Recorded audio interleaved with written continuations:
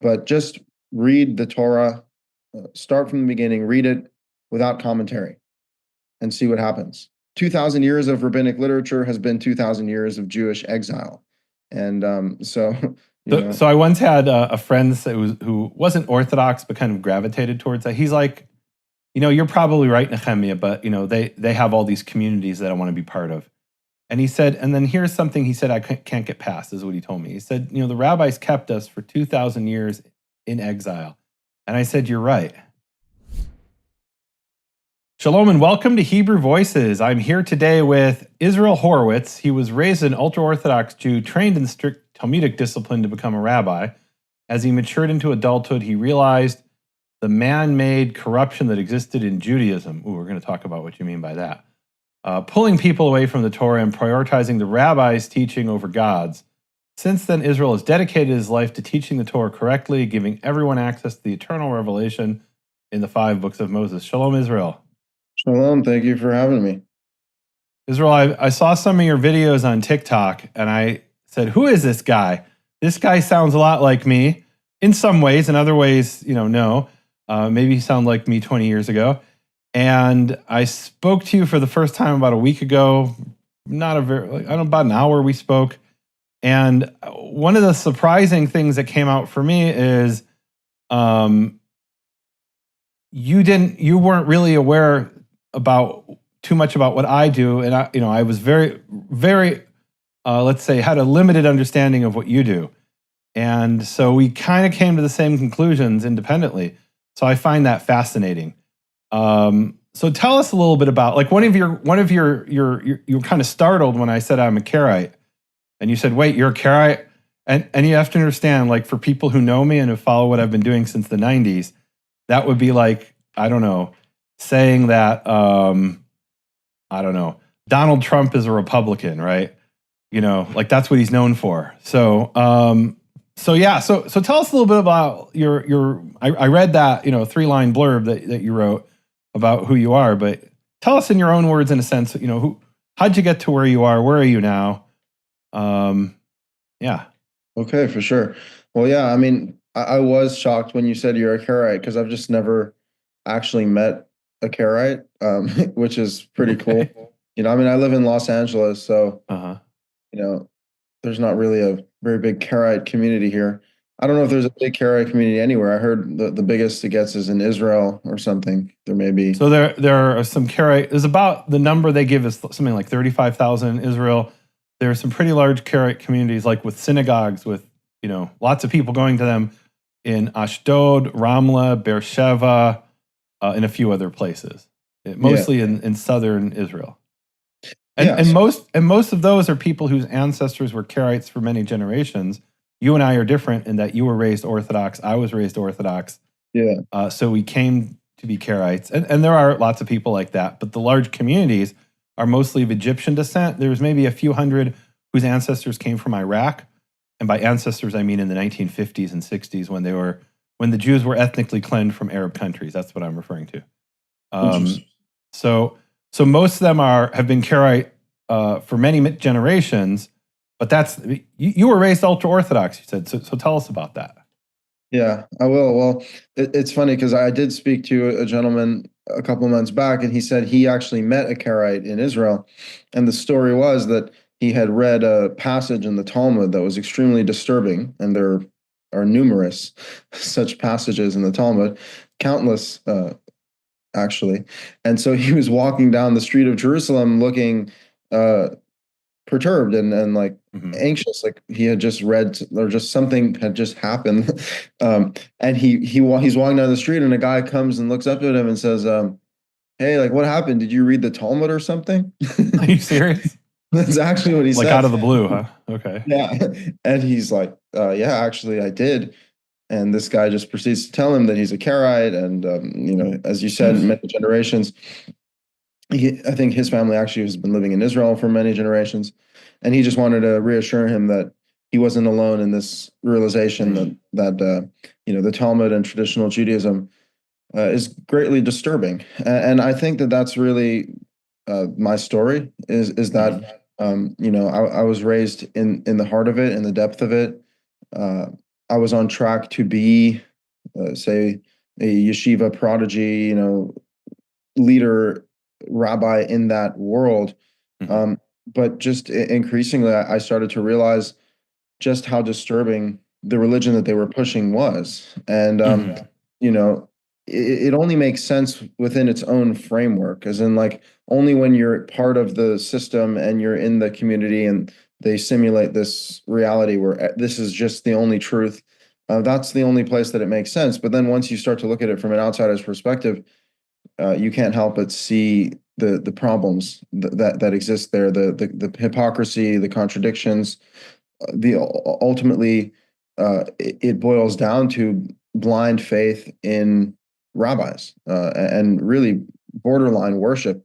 They like to claim that they're not worshiping them, but they usually are in some capacity or another. Even if they don't outright call them God, they'll pray to them. They'll obey their every command. And so, you know, I just had to go on a journey of just questioning everything that I was taught, down to the foundation of God and the Torah being the 5 books of Moses, because that's the foundation of Judaism, no matter which sect you are. And personally, I think the sect thing is crazy. I think we all have one law, we all have to follow it.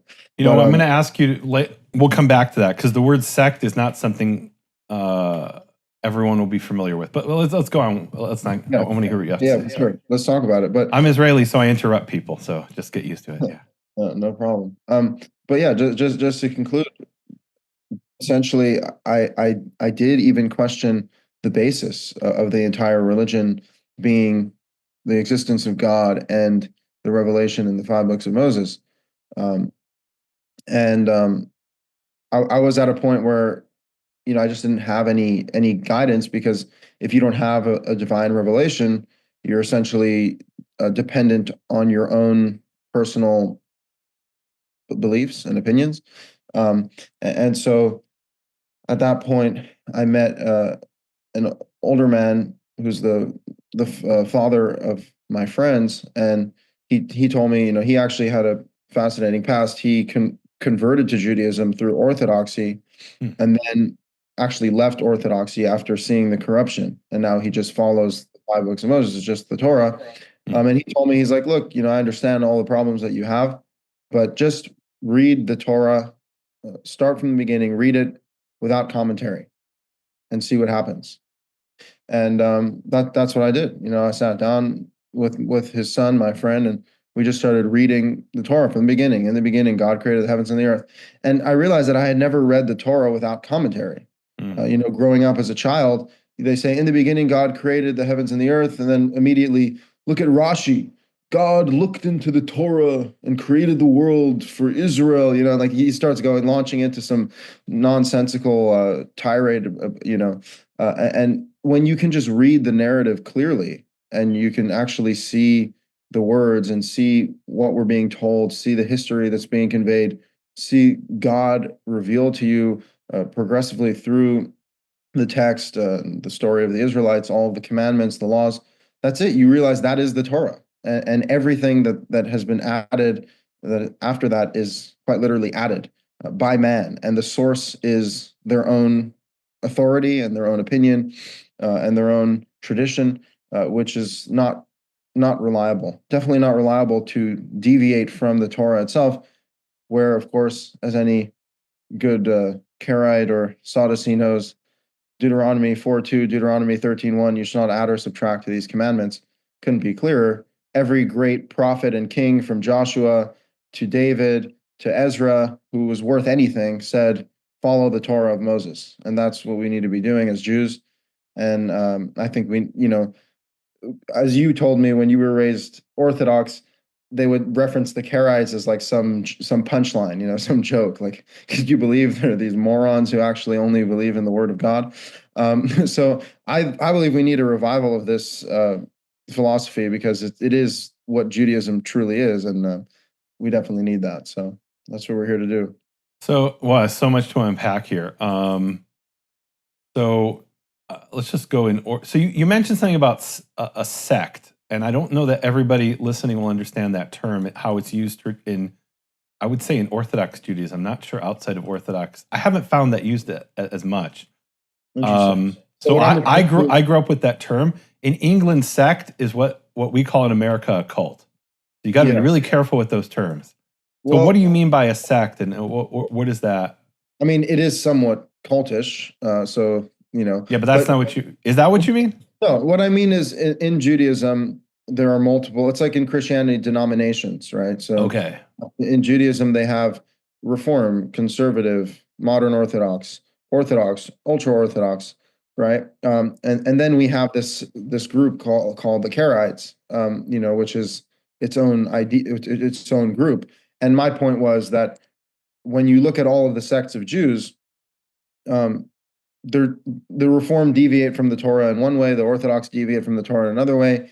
So really, just what we need to be doing is following the Torah. So I don't really believe that there should be different denominations of Judaism, because there's just one law for the native, for the convert, for everyone. It's just one law. And there's nothing wrong with having communities, and people could be doing there are different things, but it's like the tribes, right? There's 12 tribes, and they all have different personalities. They all have different land, but they have one law and one Torah, one God. So I think that's what the Jewish people need. So you've used the word Karaite, and then you sort of used it interchangeably with Sadducee, which I think will be surprising to some of our Christian listeners, because in their mind, a Sadducee it has a very narrow definition that they're getting from, really, I suppose, from the New Testament. But here's something I'll just explain to the audience, that in medieval rabbinical literature, which it seems like you were very much exposed to, the term Sadducee is used as another term for Karaite, and it's used in a sense a derogatory way, because Karaite means followers of Scripture, from the word mikra or kara, and Sadducee is, in rabbinical literature, kind of this trope of someone who's a sellout, who collaborates with the Romans and denies the oral law, because that's what happens when you deny the oral law. You end up collaborating with the Romans, which is kind of a strange. The rabbis never collaborated with the Romans, yeah. Right. Well, did they? Let me ask that question. Give me an example where they did. Well, I mean, the story of Jesus seems to imply the rabbis. Okay, so I'm not sure what you're referring to there of how they collaborated. Oh, you mean? So tell me what you mean by that. The Pharisees collude with the Romans to kill Jesus. I mean, that's the story, unless it's. So the one that comes to mind for me is Rabbi Yochanan ben Zakkai, who during the siege of Jerusalem snuck out of the city in a coffin, and then he then literally went over to the Roman side, and as a reward they gave him this little Jewish enclave in Yavne, where he was able to set up a Sanhedrin after the war, and we're talking here about the Great Revolt in 66 to 73 thereabouts. So that's one that comes to mind for me. So I mean, there were different people who collaborated with the Romans, who were both Pharisees, rabbinical Jews, and let's say a type of Karaite in a sense. So here's how let me ask you your definition of Karaite. I'd like to hear that. Okay, but I'm just curious, where did the Sadducees get involved with the Romans in Scripture? So all we know about the Sadducees is from rabbinical sources, and the rabbinical sources are definitely very critical. And there were Sadducee high priests, and the accusation was that in order to be a high priest, you have to bribe the Romans, and you have to collaborate with them, basically. Now, there were also Pharisee high priests. That makes it a little bit more complicated. Of course, there were Pharisee high priests, and they claim that only the Pharisee high priests were righteous. Not to mention, the Sadducees were just part of the royalty, as far as I know. They were the priests and the nobility. Well, and let's not rehash 2,000-year-old debates between different groups who are dead. What does it mean to you today that you? I mean, do you self-identify as a Karaite, and then what does that mean to you? Well, I like putting people in boxes. It makes me feel more comfortable. Yeah, sure. Yeah, I mean, I self-identify with the Karaites in the fundamental belief, as in, I know the Karaites have lots of their own interpretations or traditions. I don't ascribe to that, but Okay. but the fundamental belief is what I share, which is that it's only the written Torah, which is the actual Torah from God.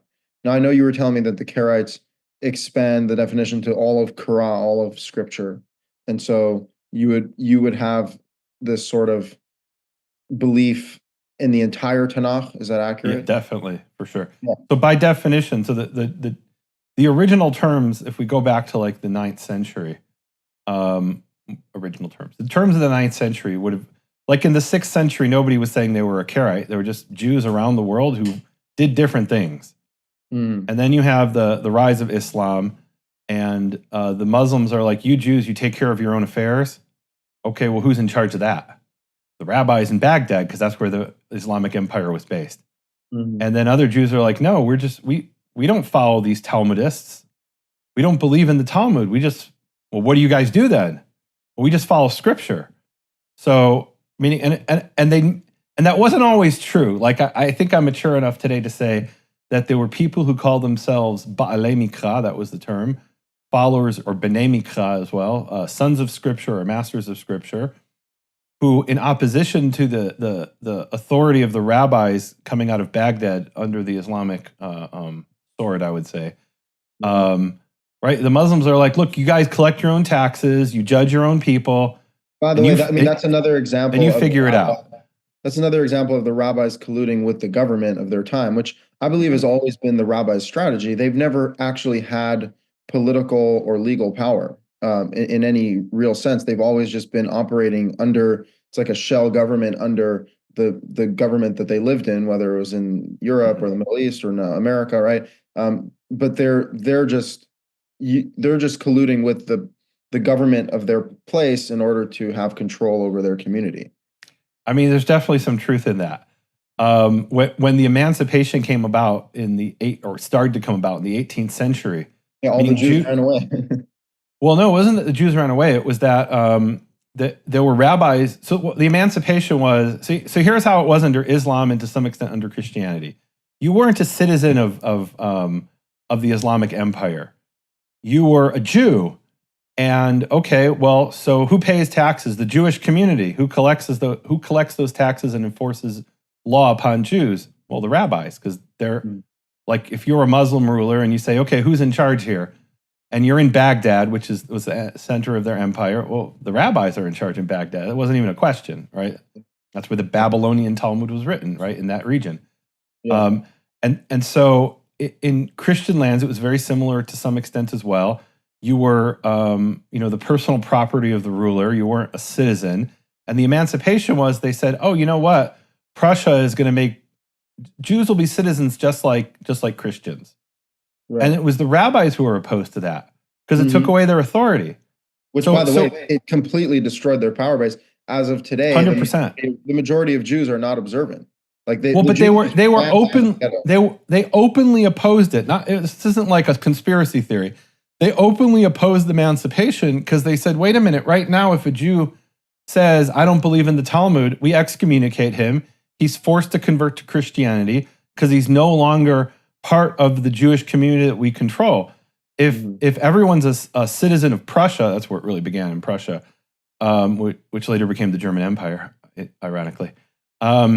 So then what happens is we have no control. We can't excommunicate them because they're not under our authority. They're voluntarily under our authority.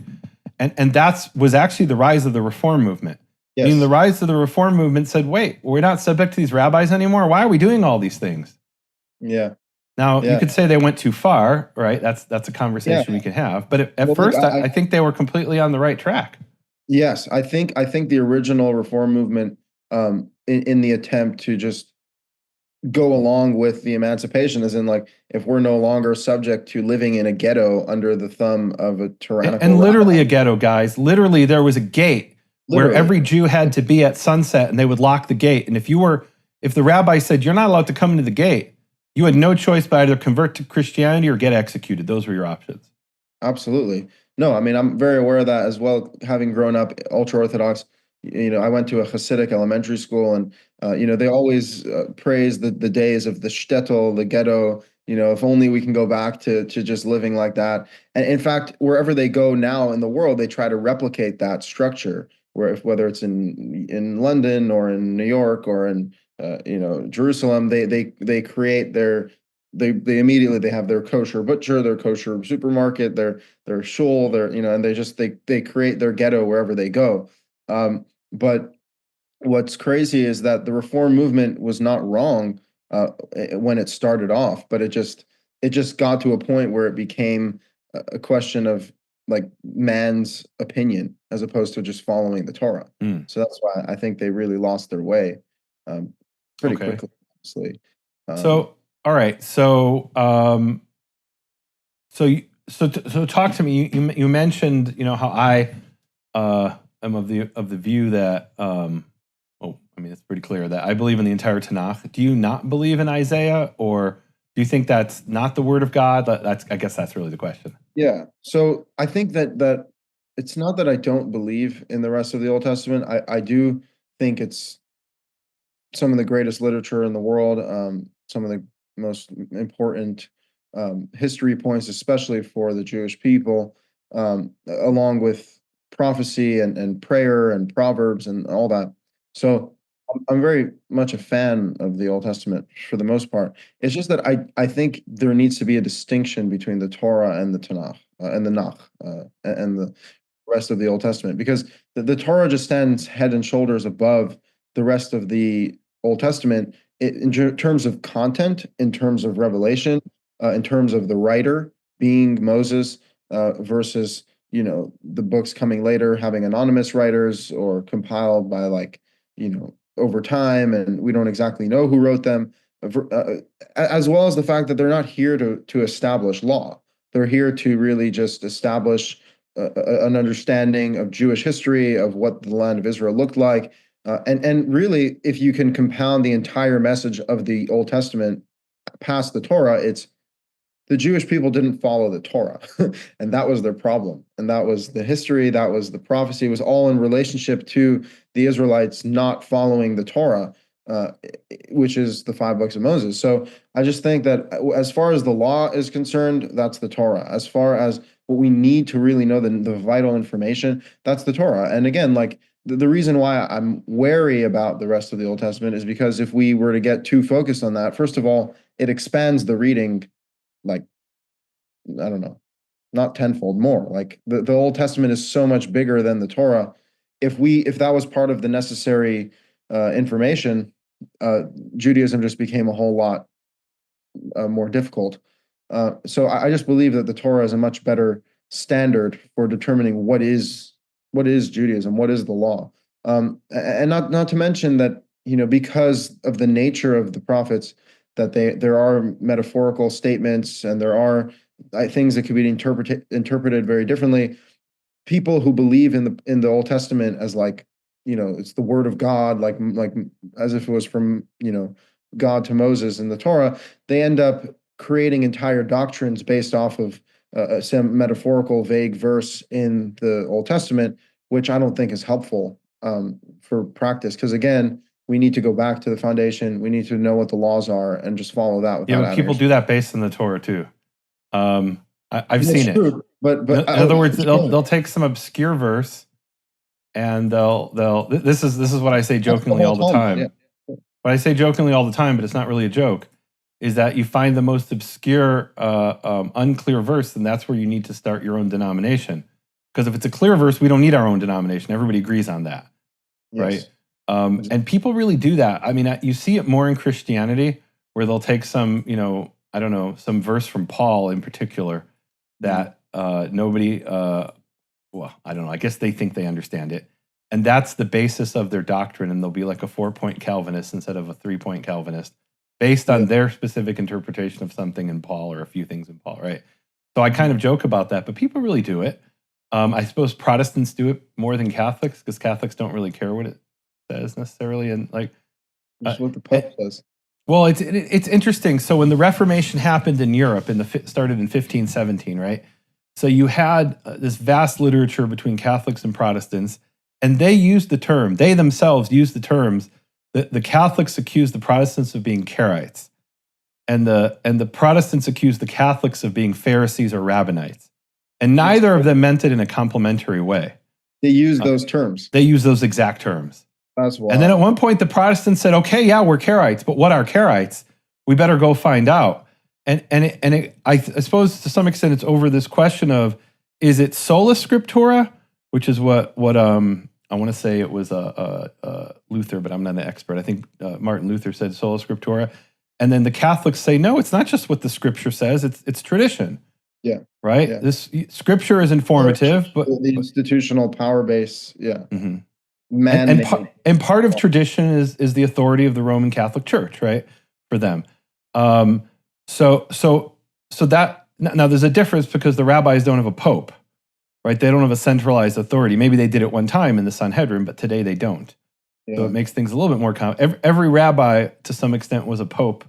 Let's say 500, 600 years ago. It's a bit different now, but yeah, I've noticed something interesting. Tell me if you agree in the Orthodox. So in the history of the Orthodox rabbis, there was a lot of warring between they like excommunicated Maimonides or like Lutzato or the Ramchal. They were like, he's a bad guy. And there's like you have the Baal Shem Tov and the Vilna Gaon fighting, or like you're not a Jew, and then nowadays I just noticed that the Orthodox Jews have just become a collection of all of their rabbis. So like the modern day Orthodox Jew doesn't even care about the infighting within Orthodoxy, because they just have created like a unified Orthodoxy where it's like, okay, it's all just rabbi worship, essentially. Like, tell me what you mean by rabbi worship. You mentioned that before. You mentioned praying to rabbis, which is one thing, which people don't realize. Some of the listeners may not realize that's literally true. That's one thing. But then what do you that's not all what you mean when you say rabbi worship. What do you mean? Well, I mean, just imagine that you center your entire culture, your entire, the fascination of your life is the rabbis, right? And you'll always be reading their books. You'll always be reading their ideologies. Remember, I mean, I don't think people understand the extent of rabbinic literature. We're talking about thousands and thousands of books written by thousands of rabbis over thousands of years, and their claim is, look how great we are. Look how vast our literature is. You need to spend the rest of your life reading our books in order for you to even have a chance at being wise, right? And that's actually the model of the yeshiva movement, which is centered around studying Talmud and all of the commentaries for an indefinite period of time for the rest of your life. In fact, the rabbis that they honor the most are the ones who did that their entire life. And they have stories of like these rabbis who stayed up till 4 in the morning just reading Talmud, until like they passed out on the floor, and they're like, "Oh, it's amazing," right? And they're not following the Torah. They're not reading the Torah. They're not even living. They're not even living life, which is insane because the whole point of the Torah is to teach us how to live. So part of the problem here is, what is the definition of Torah? Right? They have a definition of Torah that includes anything any rabbi ever taught or will teach. Exactly. Mm-hmm. So they'll say, I'm studying Torah, and what they actually mean, or I'm learning Torah, they'll say, is what they really mean is they're reading one of these numerous books. I have this database that I paid a whole lot of money for my research, put together by Bar-Ilan University. And it's a searchable database with over, to date, the latest number I was given, it has over 250,000 rabbinical works. And it's not everything. So it has almost nothing from Kabbalah, right? It's mostly halachic literature and Talmudic literature.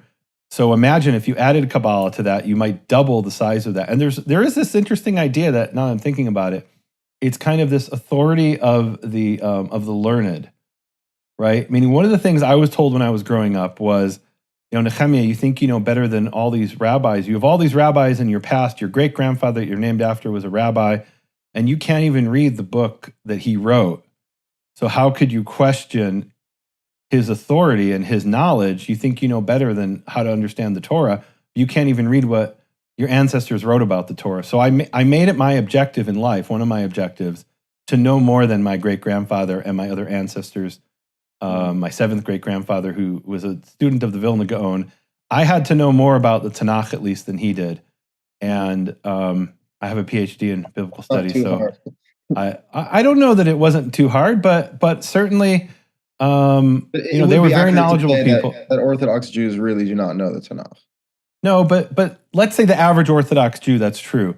But there are very knowledgeable people. Let's acknowledge that. So I need to know as much or more than they did, and that was my objective. And I don't know on every specific point. They might know more about, you know, I don't know, certain laws of kashrut that, you know, they might know a lot more about things that are made up. Let me say that.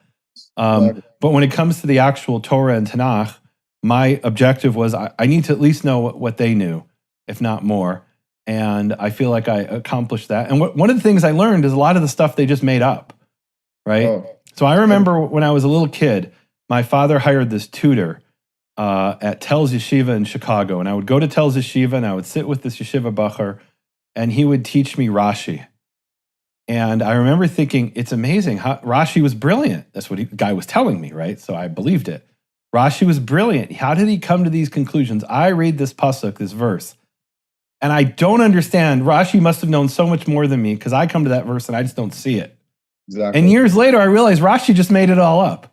Yeah. It's really easy to, maybe not easy, but it's much more difficult to understand what the verse says and then to just make something up, right? Yeah. Anybody can make something up. And then you say, well, how did you get to that conclusion? You must be so smart. No, he just made it up. By the way, you know that is the entirety of rabbinic literature, is questioning why did the rabbis come to their conclusions, right? The rabbis say something outlandish, absurd, obscene, and then you have another 10,000 rabbis commenting on that. Well, how did they come to this amazing conclusion? And that's what I realized in yeshiva was like, you can never question the premise, though. You can never be like, well, why did that original rabbi say something that is completely wrong, right? Like, why do we even have to accept that premise, right? And so the whole thing is exactly as you said. It's based off of the authority of the rabbi before you.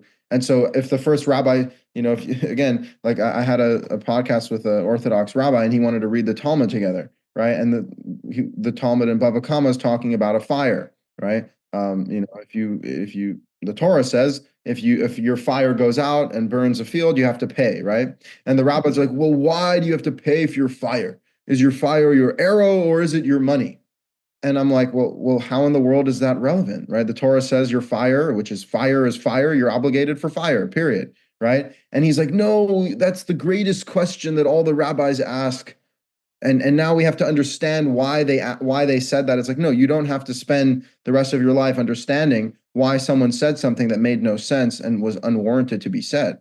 You know, so they've completely just gotten rid of their own personal accountability in this, as if they're not adults who have the ability to choose. You know, my friend put it very well. He's like, this authority that they're following is invisible chains, right? They're not actually bound to this authority. They bind themselves to this authority for no other reason other than the fact that they want to sit before the rabbi and just be told what to do. You know, that's why it is extremely cultish. And you know, yeah. So that's. We're talking about worshiping rabbis, and you're saying that if you spend all of your energy studying the words of a rabbi, in a sense, you're worshiping those rabbis. Yeah, and if you trust their judgment blindly, right? It's like, oh, that's this a is different issue. Yeah. That's what I'm referring to. And yeah, I'm sorry. Go ahead. Yeah. Well, just one more thing, because sorry, it occurred to me. The first Mishnah in Pirkei Avos, the Mishnah Ethics of Our Fathers, Moses got the Torah. He gave it to Joshua, and Joshua gave it to the judges, and the judges gave it to the prophets, and the prophets gave it to the men of the Great Assembly, and the men of the Great Assembly gave it to the Rebbes, right? And it's like, well, don't you see the issue here?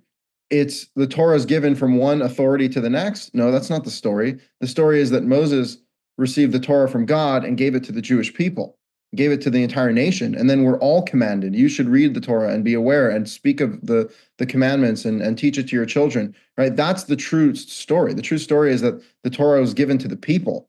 And they try to revisionize history and say, no, the Torah is given to the elites, it's given to the rabbis, and we're the ultimate authority. And it's, you know, it's shocking. So you're bringing up here something ultimately that we have to discuss. Do you have a Tanakh there that you can crack open? Yeah, right here. Deuteronomy 17. Open up my little Bible software here. Look at the computer while we're doing this. Starting in verse 8 is really, in a sense, the crux of the rabbinical Yeah. Karaite debate. I think it's a very simple response to them, by the way. Yeah.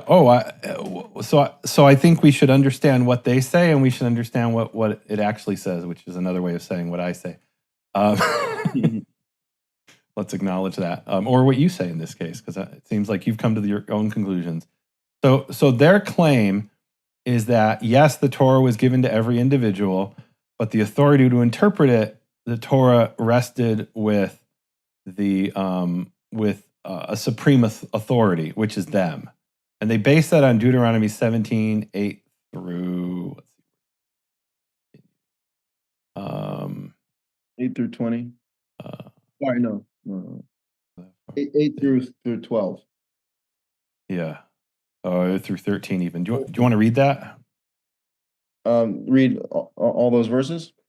Yeah. Let's read it and discuss it. I don't know. We don't have to read the whole thing, but... Yeah, well, I mean, what it says is if a matter is beyond you in judgment, whether it's between one blood to another, one judgment to another, one affliction, like, they have the leprosy, there is matters of dispute in your gates, then you shall arise and go up to the place that God chooses. And you shall come to the priests, the Levites, and to the judge who is in that time. You shall inquire, and they'll tell you the matter of the judgment. And you shall do in accordance with what they tell you from that place. And this is the argument, by the way. This is why they're complete liars, is because the high court that's referenced here is contingent on the place that God chooses, which we all know is the temple, which doesn't exist.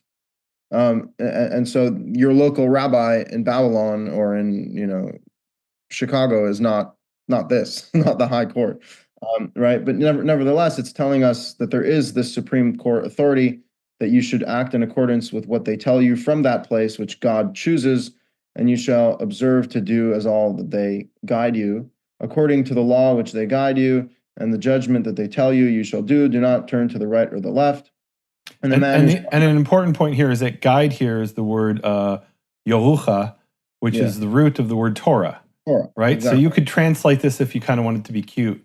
And you will diligently do according to all that they Torah you, according to the Torah that they Torah, and the judgment that they tell you, you shall do, right? So what that's the Torah, people don't know what Torah means. I mean, Torah means Torah is instruction, right? So it's instruction, right. So the instruction that they give you, meaning the Torah that they teach you, you should do. And so the rabbis say, well, this is us. You have to obey us. And there's a midrash that says, verse 11 says, you will not turn from the matter which they tell you to the right or left. And it's really interesting what the midrash says. It says if they tell you right is left or left is right, you have to obey them. What's profound about that is it doesn't say you have to... Rashi actually brings that down on the verse. Yeah. I mean, that's insane. They're literally telling you, we are here to lie to you. We're here to distort reality in your face, and you still need to listen to us. Well, I think it's more nuanced than that. I think I would have said that 20 years ago when I was your age. But now I feel like I have a more nuanced approach. But fair enough. I hear what you're saying. So I do think it's more nuanced because they don't say you have to believe the rabbis.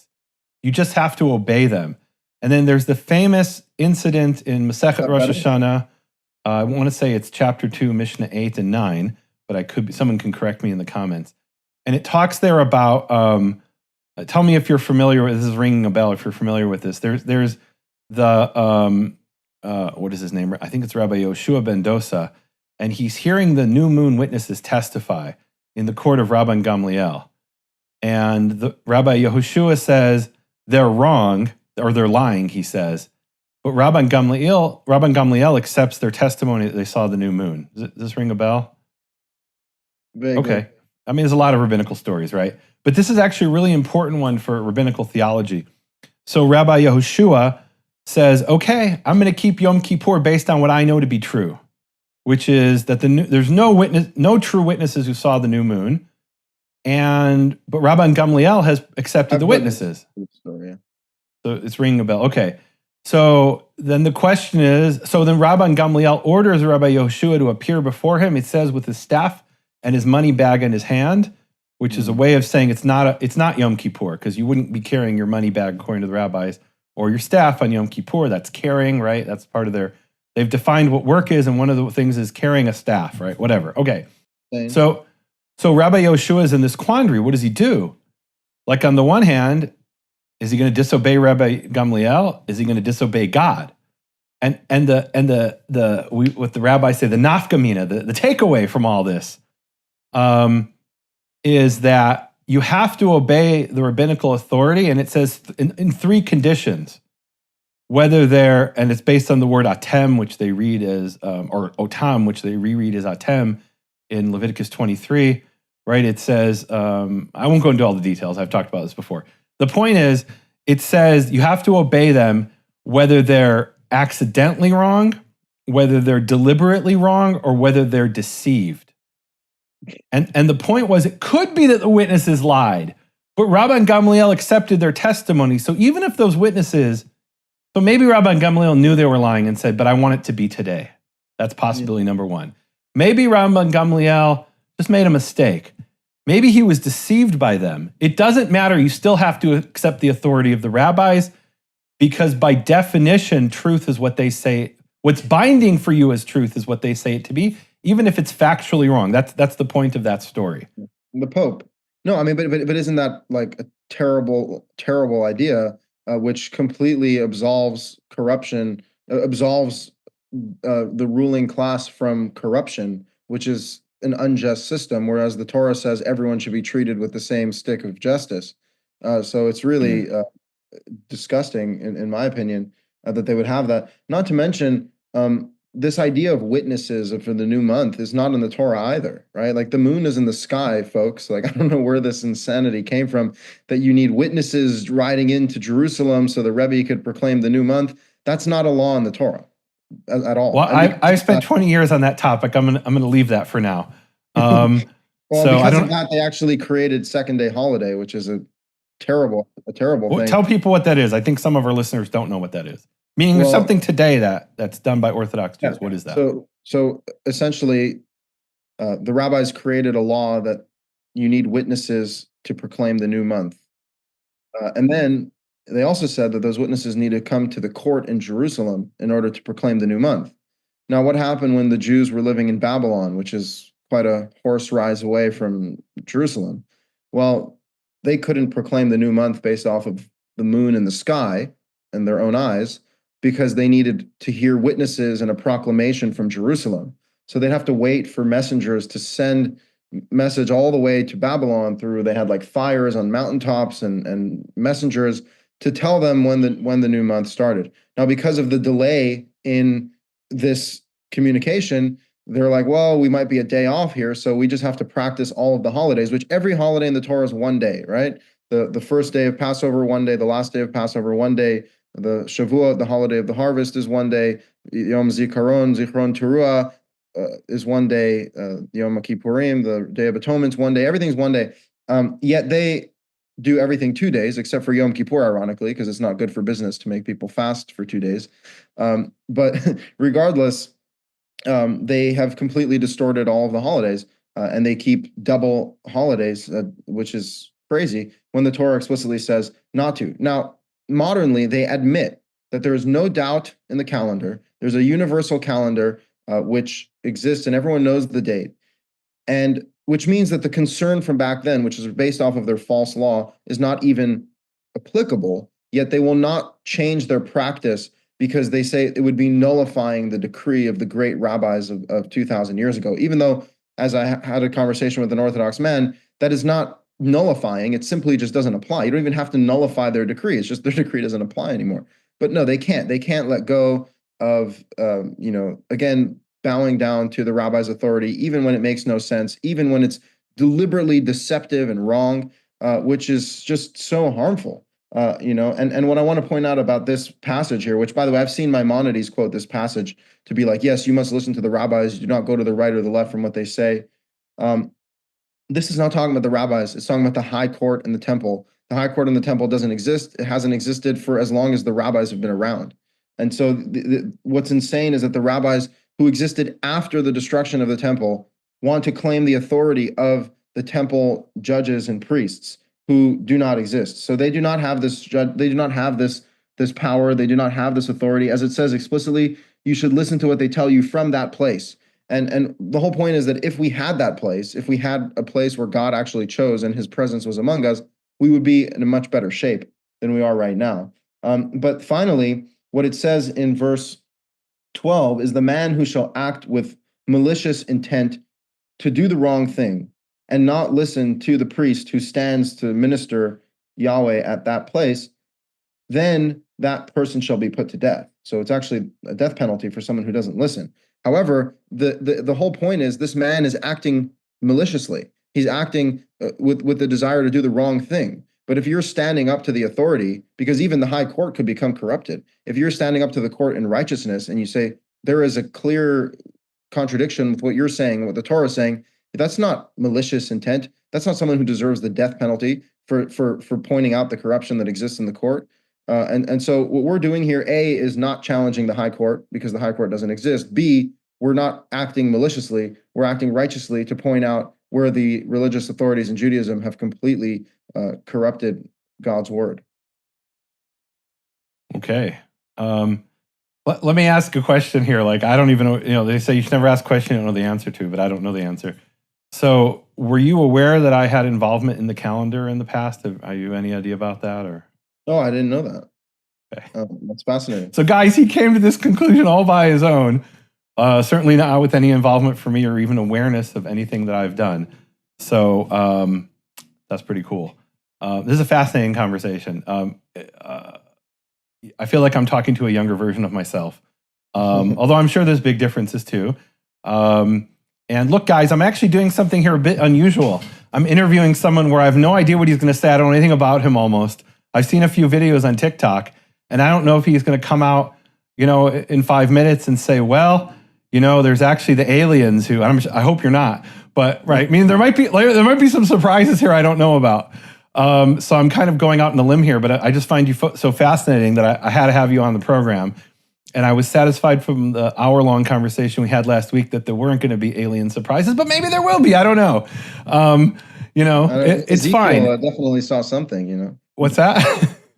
I don't know what Ezekiel was witnessing there, but Okay, well, I'll make a joke about, ever since the voices started, right? That's one of my favorite jokes. All right, wow. So we looked at this passage. So I'm not sure I interpret verse 12 the same way as you. I think they're deliberately acting against what the Kohen says, the high priest says, as opposed to accidentally. Right? I mean, the opposite of Zadon is shogeg, and to do something shogeg is like, well, I didn't know what he said, or I didn't understand what he said, or I wasn't aware of it. And Zadon is like, I don't think he has the authority to say that. I don't accept his authority.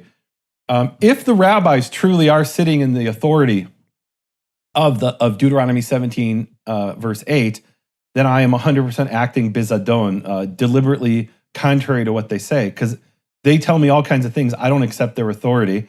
And, when I eat a cheeseburger, let's say certainly when I was much younger, and somebody say, well, why not just not eat the cheeseburger? Because, maybe the rabbis are right? I literally had a Kabbalistic rabbi say, what if we're right? And my response to him is, what if I'm right? And he literally said, I never thought of that. So when I was eating a cheeseburger, when I was in my 20s, I was doing it bezadon 100%. I was like, we say, I don't know if you know this term, I was doing dafka, right? Yeah. So to do dafka is they say I'm not allowed to do it. That's exactly what I'm going to do. I'm going to take a piece of meat. I'm going to take some American cheese, which maybe isn't really cheese, and I'm going to eat that. The mother's milk. It's not the mother's milk. Right, because it says, Lo tevashel gedi b'chalev imo, don't boil a kid in its mother's milk. And I believe God when he said not to do that. Now, so is that me doing bizadon against the rabbis? I accept that. If you want to say yes, I would accept that accusation. I just don't think they have the authority of Deuteronomy 17. Look, sorry, go ahead. I want to hear what you have to say. Yeah, no, of course not. Of course they don't have the authority of Deuteronomy 17. It's explicit that it's contingent on a organized priesthood and court system in the temple, none of which exists. So it's utter absurdity to pretend that the rabbis of the Talmud have this authority. But even so, I do think the Zadon has an implication of malicious intent, right? Like if I'm doing something bizadon, it's willful intent to do the wrong thing, right? Like you don't say that someone like bizadon he gave charity, like that's not zadon. That's, okay. biratzon, maybe, like Yeah. the idea here is that someone is opposing the court out of like, like to spite the authority, even though they're right. But if they're wrong and you can demonstrate that they're wrong, I think a righteous court should actually accept someone who is challenging them from a righteous place. And I don't think we should live in a tyranny where we just have to obey authority blindly. That's not at all the message of the Torah. So So this raises a really interesting question. Now let's go back in our TARDIS, in our time machine, to the Mhm. first century BCE, and there's a temple. And according to rabbinical lore, I don't know if it was true, but they claim that they have a court that meets in Lishkata Gazit, right, in this chamber of the hewn stone, which is part of the temple. And they say, look, we're at the place, right? We are, they were called at the time Pharisees, or at least some of them were Pharisees, some of them maybe not, they were just sages. So these rabbis who are in the second temple itself, in the chamber of the hewn stone with their court, right? Because later they were kicked out of that chamber. But when they're still in there in the first century BCE, do you think that at that point they had the authority of Deuteronomy 17:8? Yeah, to some degree. I mean, again, if you can demonstrate obvious corruption within the court, I think that's a real thing. Like the idea that the court is immune to corruption is ridiculous. And by the way, just to point out, it was destroyed. And every time, like What was destroyed? the temple, right, in Israel, No, and the but we've traveled back in time to the first century BCE. well, I understand, but We're in 30 BCE, and Shammai is there I in get it. the Yeah, Beit at HaMikdash. that point, they were sitting in the chair of the high court. However, the rabbis in their self-indulgent nature talk about the second temple was destroyed because of sinat chinam, because we hated each other too much. And now if we all loved each other, then Mashiach would come, right? Except that's not ever the truth. The truth is that we've rebelled against God and we've worshiped other gods and we haven't followed his commandments. That is the source of our downfall. And part of God's commandments is to love another like yourself. So let's be clear. But the point is that it's not some sort of you know we weren't nice enough nonsense. No, it's actually the fact that the Jewish people were not following God, so God destroyed them and exiled them again, right? And so the proof is in the pudding. 2,000 years of rabbinic literature has been 2,000 years of Jewish exile, and so So I once had a friend who wasn't Orthodox but kind of gravitated towards that. He's like, you're probably right, Nehemia, but they have all these communities that I want to be part of. And he said, and then here's something he said I can't get past, is what he told me. He said, the rabbis kept us for 2,000 years in exile. And I said, you're right. They kept us for 2,000 years in exile. Just I'm putting a comma in a different place. Meaning, he's saying like they kept us. They kept us as a people. And here's what he really means. Where are the vast Karaite communities that have thousands of members, or let's say tens of thousands, hundreds of thousands of members? No, you have Chabad around the world, and you have various Orthodox and ultra-Orthodox communities, and the Karaites are very small. So it was the rabbis who kept us, right? That was his argument. And I said, and my response was, well, maybe we wouldn't be in exile if we had just followed what the Torah says, right? That's kind of a counterfactual, meaning you're saying what would have been if something else had happened. If you believe in the Torah, it necessitates that understanding. The Torah could not be clearer. God gives a promise to Israel that if you follow my decrees, you will live with blessing and abundance and peace and health and unity, and like the days of heaven on earth. And if you disobey and you rebel, you'll be exiled and tortured and cursed and all of that. And so it's literally black and white in the Torah. So either you don't believe in the Torah, or you actually take God at his word and understand that. I think one of the primary messages of the Torah is that God created everything good and man has created problems and man has chosen wrong, and that's really the story of history. And so if at any point we decide to choose right, then we will see the change that we're looking for and that we want. And so you couldn't be more correct to point out to this man who's like, oh, the Rebbe kept me in exile. Exactly. The Rebbe kept you in exile. And by the way, they did not manage to keep the majority of Jews observant. The majority of Jews are not observant. The minute the rabbis lost their power structure, as we discussed, and the emancipation, the Jews took a run for it. And now we live in a time where the vast majority of Jews, 80+%, are not observant or affiliated with Judaism. So Orthodox Judaism is still a tiny minority. So the idea of numbers, the fact they don't have the fact that they have vast numbers, they don't have such vast numbers. And again, just to point out one final point, the Torah says in Exodus, I believe it's chapter 21, 22, do not follow the majority for evil. Do not follow the majority to pervert the law. Right? So the majority. Right. So it's Exodus 23, verse 2. In some English translations, it might be a slightly different verse.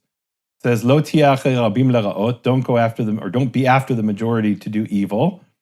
And then it's v'lo ta'aneh al riv lintot, achrei rabim lehatot. And don't testify in a strife to incline after the majority to pervert justice. But do you know how that's interpreted in Baba Metzia 59b? Yeah, I know. They take the last three words out of context and they say, after the majority, you should turn. No, they're This is the story of the oven of Aknai. Can you tell your version of the story of the oven of Aknai? And by your version, what you understand from it? I've literally given lectures talking about it. I don't want to rehash it. Really?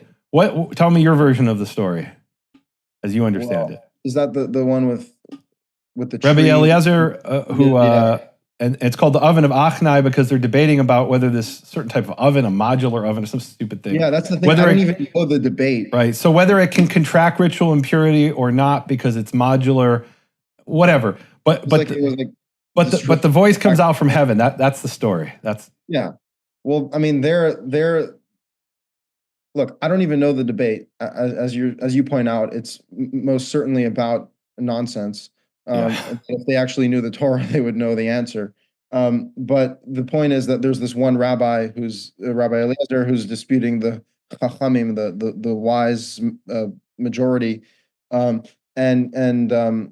says, if I'm right, then the walls of this synagogue should cave in, and they immediately lean in. And then he says, if I'm right, this tree should be uprooted. If I'm right, this river should turn around and flow the other way.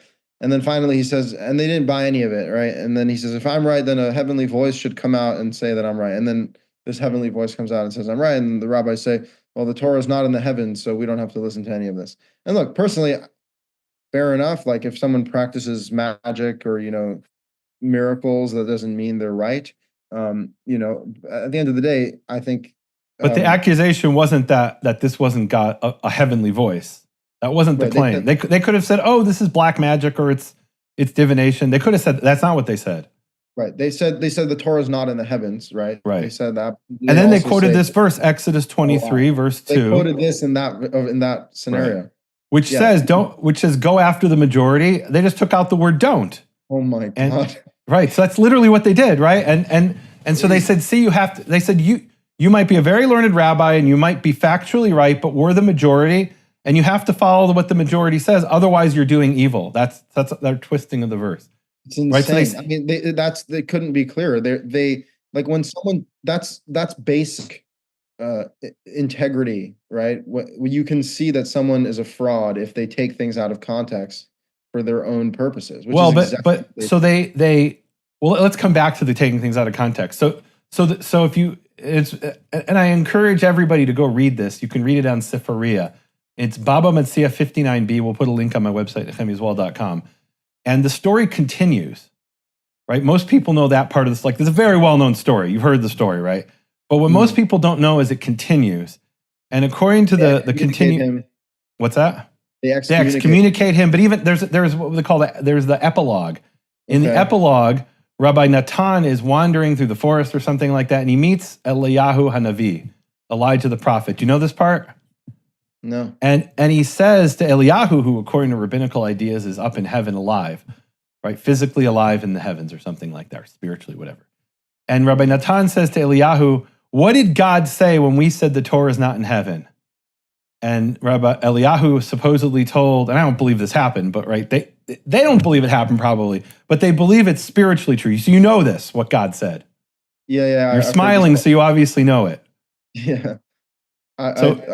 something like God was happy or something, right? So Like, God laughed and said, Banai nitzchuni, my sons have defeated me, my sons have were victorious over me, literally. My sons have been victorious over me, my sons have been victorious over me, right? but war with God, right?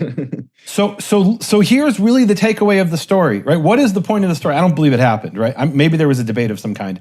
I don't believe voices came out from heaven. That's not, you don't have to believe that's literally true to take away what their principle is. Their principle is the rabbis have wrested with a WR, wrested the authority from God and claimed it as their own. And it's really a pivotal event in rabbinical history to some extent, right? Because you could say, well, because when does it take place? It takes place around 89 or 90 CE, the so-called Synod of Yavne. There wasn't a synod. They were in Yavne.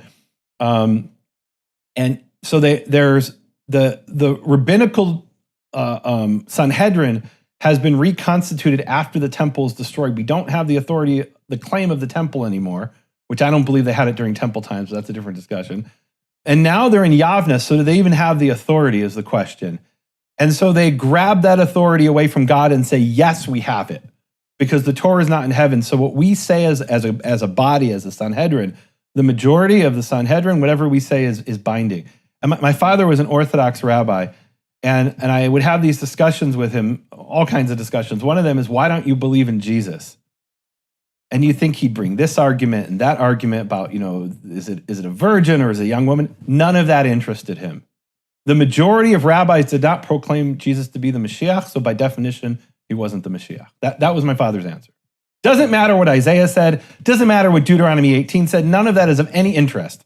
The majority of rabbis, right, you go after the majority. There was a Sanhedrin, they didn't accept him as the Mashiach, so by definition, he wasn't the Mashiach. It'd be like saying the Electoral College didn't confirm, whoever, therefore he's not the president. That was his way of thinking. Yeah. It's so easy. I mean, it's so easy to just surrender your own ability to think for someone to think for you. I mean, that's like human nature. So, what's so funny is that in Orthodoxy, it's presented as some sort of virtue, and it's really a flaw of human nature.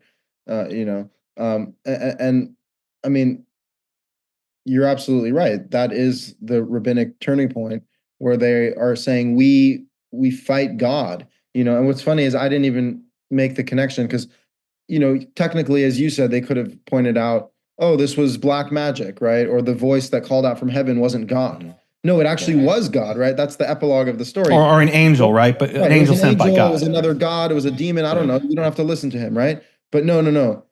It was God, and God is saying, they won me. Again, it's insane. If God himself came to you and said something, you'd have to follow that. And God told Abraham to kill his son, and Abraham was ready to do that, even though murder is forbidden by the same God. So God absolutely has the authority to tell us what to do, even to change something that he said, but only God has that authority. Yet they come and take God's power from him in a dramatic victory over God, which again just looks a lot like atheism or it's just some sort of this rebellious instinct. One of the funny ones is, I was having the conversation, the Torah says if someone is deserving of lashes, you can give them lashes accordance with a number, but do not exceed 40, right? And the rabbis come and like, no, 39, right? And it's like, what is wrong with you? You just have to say something different than God, right? Like, oh no, it's 39. Right. And it's like that's really what they're here to do. They're just here to constantly divert people from the Torah. When you read Rashi, and when I read the Chumash, the Torah as a kid, it was always with Rashi. And they would tell us, if you didn't read Rashi, you didn't read the Torah. Right.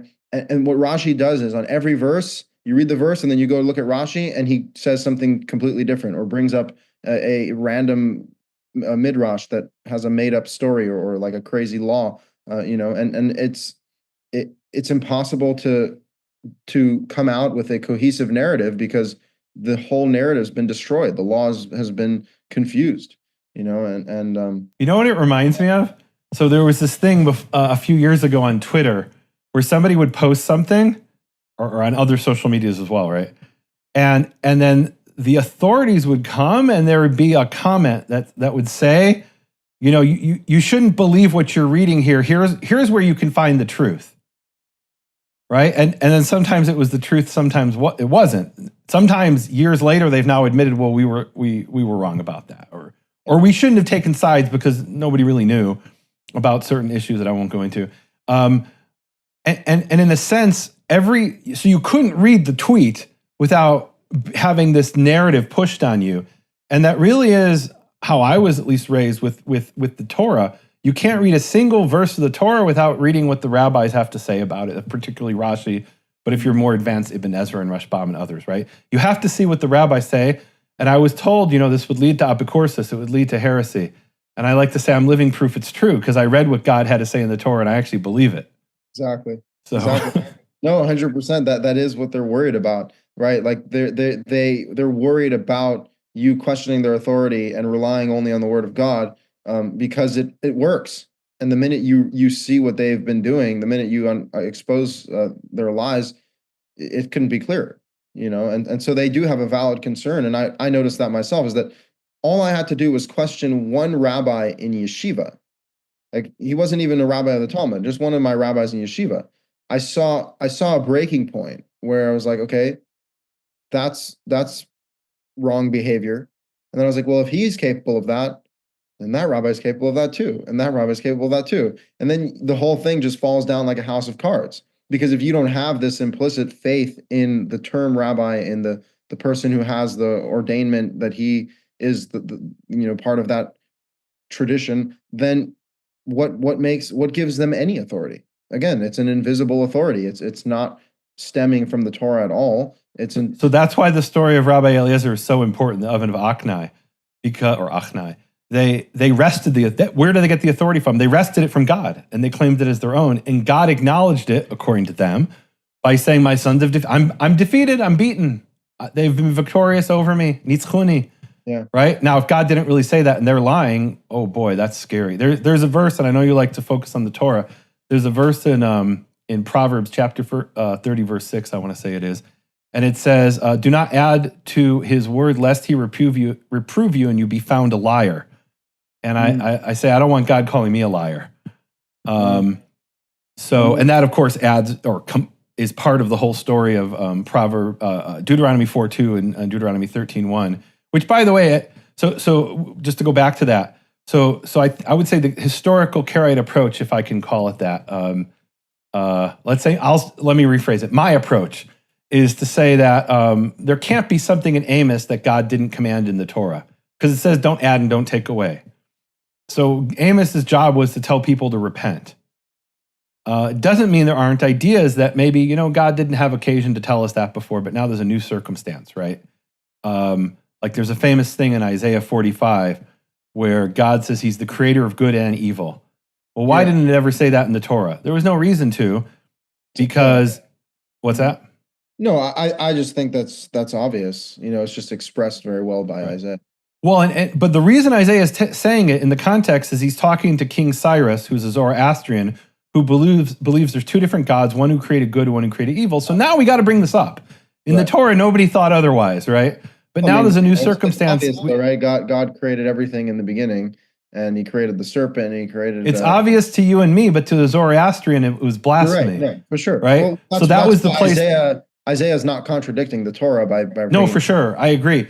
But anyway, so the point is that I don't think Isaiah is gonna bring a new commandment, that's for sure. Right? Yeah. If Isaiah brings a new commandment, then Isaiah is a false prophet, or you've misinterpreted him. One of those two. And I think that I choose the former or latter interpretation, rather, that you've misinterpreted him. If somebody wants to say he's a false prophet, all right. Look, there's this really interesting guy on TikTok who you should meet. He's a fascinating guy. He's an Israeli who was an atheist for many years. And he only believes in the first 4 books of the Torah. First 4? Like if nothing else you say about him, he's an original thinker. Not that original, but kind of an original. To follow that, it kind of is something that comes out of Bible criticism. It's not important. But maybe I'll do a podcast with him. He's a really interesting guy. So I'll quote him some verse from Devarim, from Deuteronomy. And he's like, oh, no, I don't accept that. That's a false Torah. Okay. No, I think that it could become self-indulgent pretty quickly. Like, no, not that. One of the very bothersome ideas that I heard recently is that according to the Samaritans, the 10th commandment is not do not covet. It's build the Right? temple on Mount Gerizim. 100%. That's their 10th Which is commandment. actual joke. First of all, it's so clear that due to their coveting of Jerusalem, they changed the Torah to say that. So let me challenge you on that. And I agree with you 100%. I'm a Karaite, so I believe in the entire Tanakh. And in 2 Samuel chapter 7, I want to say, and a bunch of other passages, God chose Jerusalem for all time. But from the Torah itself, what's that? That's in Samuel? There's like 3 different verses where he says, I've placed my name here for all time. It says Jerusalem in Samuel. Okay. Yeah. I want to say it's 2 Samuel 7, but I could have the wrong chapter. Well, because there's a number of verses. For the temple in Jerusalem, the tabernacle was in Shiloh, right? Right. So this is before the temple was built, right? It's when God chose the temple according to the according to Samuel. There's no 2 Samuel, right? The chapter is 2 Samuel, right? According to the book of Samuel, God and Kings and 2 Chronicles, God chose Jerusalem for all time during the time of David, and it came to its full fruition in the time of Solomon, okay? Now, if you don't believe in the authority of, or let's say the truth, because it's not really authority, right? God has the authority. It's just written down. If you don't think those are reliable books, then and you only believe in the Torah, then how would you know it's Jerusalem? That's my challenge for you. Yeah, I think it's a historic claim, right? It's not a faith claim. As in, historically speaking, the Israelites did, if it was true that the 10th commandment, which again, I just cringe even just to hear this nonsense, but the 10th commandment is build the temple on Mount Gerizim, then that should have been the first thing that Joshua did when he came to Israel, right? Except that's not what happened. The tabernacle was in Shiloh, which means the Jews never fulfilled the 10th commandment until the Samaritans in the time of Ezra, right? Which is ridiculous, right? The Jews never fulfilled the 10th commandment. So the Samaritans have this whole elaborate narrative where they say that David was a sinner who rebelled against God and turned people away from the true temple in Mount Gerizim. And right, they have a whole story, right? I mean, it's not like they. Well, yeah, it's alternate history, right? Because in the Tanakh it says that Yerovam built 2 golden calves, right? But they don't believe in the Book of Kings, or they think that's just false history written by the Jews to divert people away from them. Look, and I have the same view of them. I think they have a false history they wrote to justify their temple in Mount Gerizim. So yeah, the problem is though that their history is not true. There's 0 evidence for their history. As in, like, there's plenty of evidence that David actually built the temple and that Jerusalem was the place. And again, the history is the tabernacle was in Shiloh, and then Solomon built it in Jerusalem, and it was there, right? And then the first instance of a Samaritan temple that's actually historically documented, not just what they claim, is like 300 BCE. So that's like the time of Ezra, essentially. It's even more complicated than that, because they claim there was never a physical structure of a temple in Mount Gerizim, which is contrary to what Josephus says. But they say we never had a temple. It was because it was a tabernacle. Temples is a Jewish idea. Tabernacle, sure, yeah.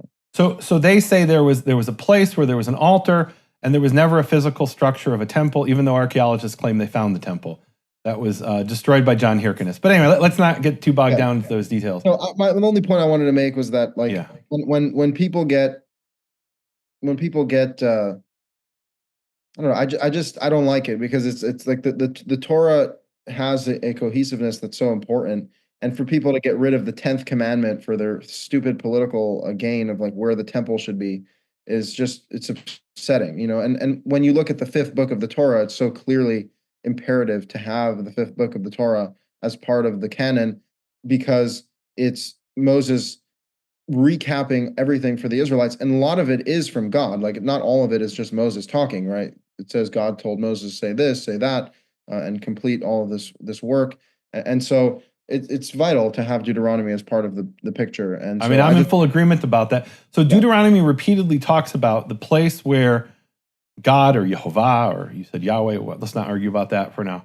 The place where God will choose to place his name or cause his name to dwell is the variation of it.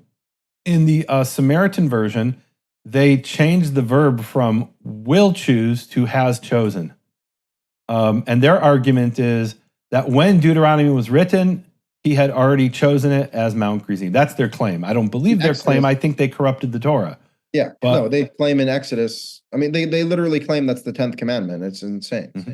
And by the way, I find it so ironic because I was thinking about this yesterday, is that they got rid of do not covet as a result of coveting. No, they didn't get rid of it. They just count them differently. They still have do not covet. They just count them differently. And if you look at Protestants and Catholics, they actually argue about how to count them. And then Rambam has a version of how to count. It's not obvious how to count them. So you're saying they just added a commandment. 100%, they added a commandment. Where Moses said, "Do not add and don't take away," they added. Yeah. So they got rid of. So they didn't get rid of do not covet. No, they didn't get rid of anything. They added stuff. Their process was additive. They added a lot of things to the Torah.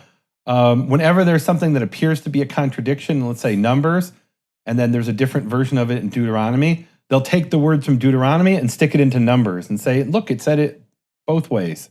Which is exegetically kind of what we do, but it's comical because they're clearly just trying to establish, Mount Gerizim. Either the Torah mentions Mount Gerizim, it has nothing to do with the temple. It has to do with the mountains that you give blessings and curses on. So the Torah talks. So they changed that too, by the way. They so one of them is the Mount of Blessing, Har Eval, and the Mount of Curse is Mount Gerizim, and they say no, it's actually in their version of the Torah, it's the opposite. Har Gerizim is the Mount of Blessing. Yeah, it goes deep. Again, the thing is, they're systematic about their corruption of the Torah. Let's put it that way. I mean, it's so trivial though. That's what really proves that it's wrong. Is because if we're sitting here arguing, the Torah doesn't even mention where the place is, because God will show you.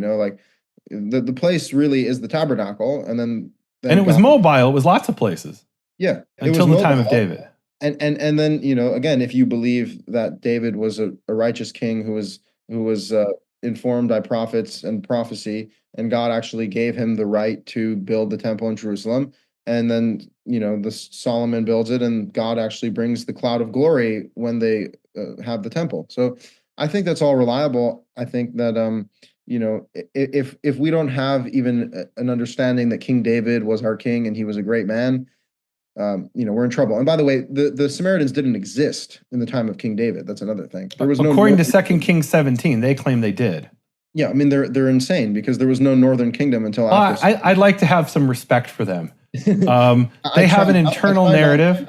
I mean, but how do you respect that? The northern kingdom didn't exist until after Solomon, right? And so actually, all of the history prior to the northern kingdom. Guys, I have a interview with a Samaritan scholar. I don't want to rehash all the Samaritan issues. Okay, I'm a Jew, and I believe what it says in the Tanakh, and I'm a Karaite, so I believe what it says in the Tanakh. So if you want to, if anybody listening wants to say I'm biased because I don't accept the Samaritan narrative, I accept the Tanakh narrative, you're right, I'm biased 100%. Yeah. Right. No, and look, I just accept think that's far better established historically and by the Tanakh. Right? Let's acknowledge that. Right? In other words, let's acknowledge that our main historical source for this is the Tanakh. Right? Meaning Sure. You could say there's archaeological evidence. You're grasping. There's much without the Tanakh. I don't know that we would know specifically where the temple was built. That it was. I don't know. We would. There's some kind of evidence. Sure. Okay. But the Tanakh completes the picture. Mm-hmm. Yeah. Well, look. As you believe in the Tanakh, I do as well. I think that is the right history. I think it comes to bear on life, and so yeah. But you're right. We shouldn't go down the Samaritan rabbit hole, guys. I want to, Israel. I want to turn over to what I'm going to call the. I want to get to some deeper issues, and so we're going to go over to my website nehemiaswell.com. Before I end this part of the discussion, I'm going to ask you to do something you're comfortable with. Would you end in a prayer? Would you be comfortable doing that? Yeah. Mm-hmm. Beautiful. Okay, well, dear God, Yehovah, the Lord who is the Lord of all lords, the God of all gods, who revealed himself to us through our ancestors, through our history, through the Torah. Yet he is the God of the present moment. He's here right now, and we still need to follow him now and forever. He has given us his decrees, his commandments, and if we follow it, we will receive the blessed life that we all long for and yearn for, and we will not have to pursue after the emptiness of all the man-made lies and transgressions, because we can just come close to God, each and every one of us as individuals, and God willing, as a nation as well. Amen. Beautiful. Thank you so much for that prayer.